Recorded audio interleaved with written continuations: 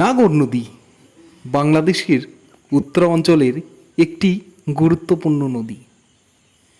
এটি নওগাঁ জেলার মধ্য দিয়ে প্রবাহিত হয়েছে। নাগর নদী প্রায় ৮০ কিলোমিটার দীর্ঘ এবং এটি আত্রাই নদীর একটি উপনদী।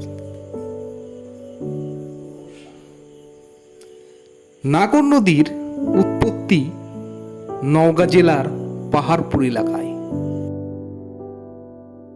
নাগর নদীর তীরে বসবাসকারী মানুষের জীবনে এর গুরুত্ব অপরিসীম।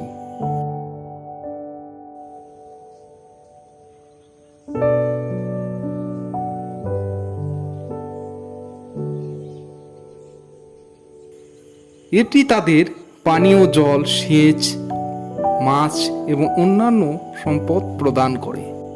নাগর নদীর তীরে বিভিন্ন ধরনের ফসল ফলানো হয়, যা স্থানীয় মানুষের জীবন জীবিকা নির্বাহের একটি গুরুত্বপূর্ণ উৎস। নাগর নদী রক্ষার জন্য নদীর দখল রোধ, দূষণ নিয়ন্ত্রণ, বাঁধ রক্ষা করা, নদীর পানি সঠিকভাবে ব্যবহার করা, যা আমাদের সকলের একান্ত কাম্য।